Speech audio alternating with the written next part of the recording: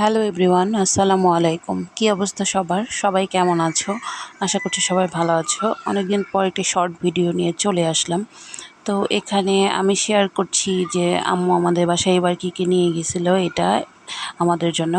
তো এখানে ছিল আমসত্ত্ব, ছিল চানাচুর, ছিল মোরব্বা, আর ছিল এখানে পিঠা ছিল। মোরব্বা যদিও আমার খুব পছন্দের একটা জিনিস। তো পিঠা এটা ছিল তার মেয়ের জামাইয়ের জন্য।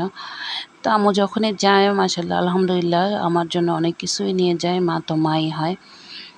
তো ভাবলাম তোমাদের সঙ্গে একটু শেয়ার করি। আমি অনেক দিন যাবৎ আমার মার বাসায় আছি।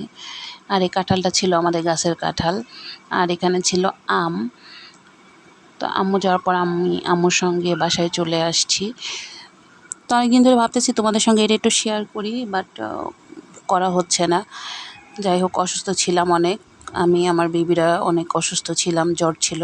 তো সবাই ভালো থেকো, সুস্থ থেকো, আমাদের জন্য দোয়া করো। আসসালামু আলাইকুম।